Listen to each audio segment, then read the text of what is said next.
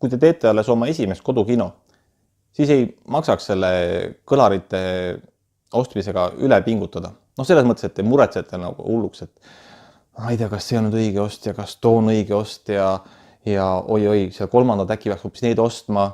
Kuulge, mis teie arvate ja nii ja naa ja veel kolmandat moodi. Et ärge mingi asjaga hulluks. Need on teie esimesed kõlarid võib-olla, ei ole vaja üle pingestada selle asjaga.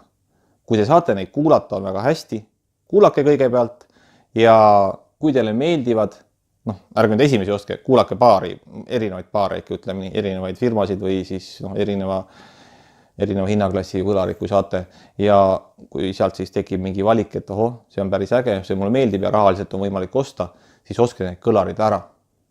Ärge hakake üle pingestama, et ma pean veel neid kuulama ja neid kuulama ja noid kuulama. Ma arvan, et niimoodi te jäätegi neid kuulama ja ei ostagi endale mitte midagi. Et hea kõlar on ikkagi see kõlar, mis teil juba kodus on ja te saate seda kasutada. Kui kõlarid ei ole, siis on ju hulga õnnetum lugu.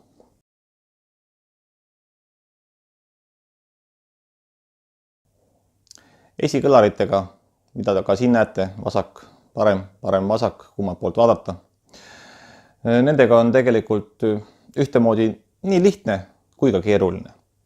Esikõlareid valides on oluline endale selleks teha, mida te hakkate kuulama. Alati teadvustage endale, kui suur osa on muusikal teie kuulamisest, kui suur osa on filmidel, kui suur osa on mingitel mängudel või veel mingitel 4., 5. asjadel. Ja sellest tulenevalt on mõistlik teha endale esikõlarite valik. Alustame sellega, et kui kuulate muusikat, siis milliseid esikõlareid võiksite valida. Muusika puhul on väga oluline, et need kõlarid suudaksid esitada võimalikult laia heliulatust ja võimalikult kvaliteetselt. Ehk siis muusika puhul on oluline, et need kõlarid oleks võimalikult head ja mis tähendab ka ühtlasi seda, et nad on üsna kallid. Kallidus on suhteline mõiste, aga ütleme, et võrreldes näiteks teie tulevaste surround kõlarite või muude kõlaritega, siis need kõlarid võiksid olla ikkagi kallimad kui need teised. Ja seda sellepärast, et muusikat kuulatage stereos ehk just nimelt sellest vasakust ja paremast kõlarist. Et see on see põhjus, miks need kõlarid peavad olema head. Teised kõlarid muusika kuulamisel üleüldse ei töötagi. Ja kui teie muusika kuulamine on suurem osa ajast, siis see tähendabki seda, et need kõlarid saavad kõige suurema koormuse ja need on kõige tähtsamad kõlarid, mida te ostma peate. Ütleme nii, et tüüpiline valik on siis kas riiulikõlar või põrandakõlar, ehk siis kas väike kõlar või suur kõlar. Ma olen sellest varem rääkinud, riiulikõlar versus põrandakõlar, nende valikutest natukene. Panen video siia üles, et võite seda vaadata, kui te pole veel vaadanud. Aga ütleme nii, et mina ei tõmbaks nii suurt ja ämedat kriipsu, et kui kuulata näiteks muusikat, siis on kindlasti vaja suurt, võimast põrandakõlarit. Ma ütleks, et niimoodi see asi ikkagi ei ole. Ja seda mitmel põhjusel. Esimene põhjus on see, et teil on receiver. Ja receiver võimaldab alati lisada subwoofri, aktiivse subwoofri, mis parandab heli madalamas osas, selles bassi osas. Seega, kui te reguleerite oma kõlarid ilusti ära ja lisate bassikõlari, siis riiulikõlarite kasutamine ei ole mitte mingisugune probleem. Kui te aga ei taha bassikõlarit kasutada, siis on mõistlik osta põrandakõlarid. Sest põrandakõlarid esitavad rohkem seda madalat bassiheli kui riiulikõlarid. Ütleme, üleüldiselt peaksid esitama, aga see sõltub puhtalt selle kõlari kvaliteedist, selle headusest ja 100 muust asjast. Olge tähelepanelikud, tegelikult kui see kõlar maksab seal 200 eurot uuest peast, siis tõenäoliselt 200-eurone riiulikõlar teeb sama head häält ja sama sügavat bassi. Et sellises hinnaklassis see vahe, ma ei usu, et suur on või üldse kuuldav. Pigem on täpselt samasugune, aga lihtsalt pandud teise korpusesse. Ja siin ongi see asi, et ei maksa üle pingutada, kui te teete oma esimest süsteemi või ütleme nii, et soodsama hinnaga süsteemi. Mitte midagi ei juhtu, kui kasutate väiksemaid kõlareid. Ma ei saa siin öelda teile, kui palju maksab hea kõlar, kui palju maksab siis see halb kõlar ja kui palju maksab keskmine kõlar. Sellist hinda ei ole tegelikult olemas, te peate neid kõlarid kuulama. ja kui teile meeldib, mis te kuulete, siis on see kõlar teile sobib. Jah, kui teil on vaja suuremat kõlarit, siis tõesti võtke see põrandakõlar, aga kuna paljudel ei mahu suur kõlar ära, siis riiulikõlar töötab väga hästi. Ja riiulikõlar on ka sellepärast hea ost, et receiver jõuab seda kergemini mängitada. Nii-öelda soodsamast receiverist jätkub ka väiksema kõlari, ütleme siis toitmiseks, kui kuidas seda nimetada. Tema võimsusest piisab, et mängitada seda väikest kõlarit paremini kui seda suurt põrandakõlarit. No see ei pruugi muidugi nii olla, sõltub tundlikkustest ja asjadest. Neid videosid ma olen varem teinud. Panen võib-olla siia üles ka mõne lingi nendele, kui te pole vaadanud. Aga ütleme nii, et kipub ikkagi nii olema, et kui receiver on soodne, siis ta väga häid kõlarit ka väga hästi mängima ei suuda panna, et siis jääb asi receiveri taha kinni. Kuigi enamasti on siiski põhjus kõlarites. Väga vastakad seisukohad nii-öelda. Aga kui te kuulate ja proovite, siis võib-olla teil endal ka tekib teil ka endal mingi aindus või olete siis juba kuulanud mõndasid, et mõistate, millest ma räägin. Seega, muusika kuulamisel on esikõlarid tähtsad. Vasak ja parem kõlar on tähtsad kõlarid. Nad peaksid olema võimalikult head kõlarid.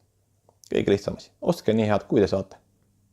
Aga kui vaatate filme, kas siis on see sama tähtis asi? Ma ütleks, et ei ole. Siis ei ole see enam nii tähtis asi, nende esikõlarite kvaliteet. Jah, loomulikult nad võiksid olla kvaliteetsed, aga siis muutub hoopiski tähtsamaks keskkõlar. Tänases videos ma keskkõlarist ei räägi. Siis, kui te vaatate filme, väheneb nende vasaku ja parema esikõlari tähtsust. Mitte nüüd olematuks, aga nad on tunduvalt vähem tähtsad kui muusika kuulamise puhul. Vasak ja parem põhikõlar on tähtsad kõlarid ja süsteem, kus puudub keskkõlar, on nad kõige olulisemad kõlarid. Ja nagu ma varasemas videos olen öelnud, siis ilma keskkõlarita on teie süsteem tegelikult väga hea, isegi filmide vaatamise puhul, ja ei tasu keskkõlarit üle tähtsustada, seni kuni te pole seda ostnud. Kui hakkate ostma, siis ta muutub alles tähtsaks.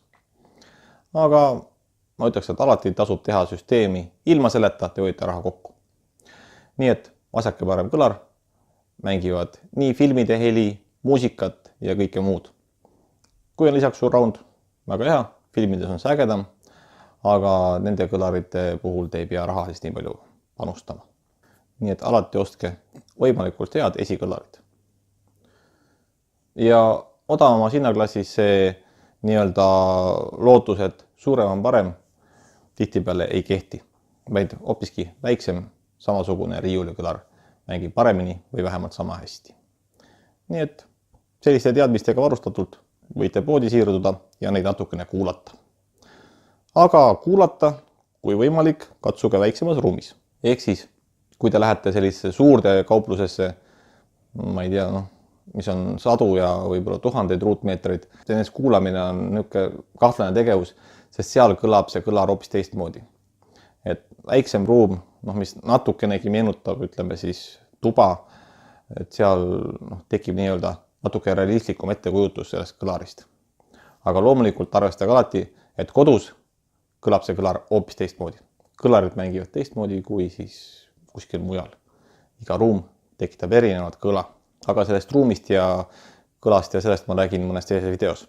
Et täna piirdume esikõlaritega ja kokkuvõtteks võikski öelda seda, et ostke sama kallid esikõlarid, kui teil on receiver. Kõige lihtsam lahendus, et kui te ei tea, kui kallid osta. Ma arvan, et see on üsna optimaalne süsteem. Muidugi võib osta alati kallimad, kui rahaliselt on võimalik, aga ärge tehke seda, et ostate näiteks 500 eurose receiveri ja siis ostate sinna 200 eurosed esikõlarid. 100 on üks ja 100 on teine. Et sellisel juhul raiskate küll raha ja helikvaliteet on kehva. Receiver suudaks välja anda paremat heli, aga teie kõlarid on liiga kehvad, et nad ei mängi hästi. Et ärge sellist süsteemi tehke.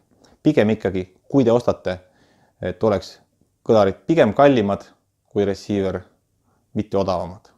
Et see on õige loogika, kui te tahate saada võimalikult head heli oma süsteemist kätte. Ja tänaseks tõmbakski esikõlarite teemaga otsa kokku. Loodan, et saite ka mingit vajalikku infot sellest, aga järgmine kord juba järgmised kõlarid, keskkõlarid, surround kõlarid, kõik need tulevad järgmistes videotes. Kõike head ja järgmise korrani. Kui oled mu videosid vaadanud ja leiad, et äkki teinekordki kuulata, vaadata, siis vajuta ka telli nuppu, kui sa ei ole seda veel teinud.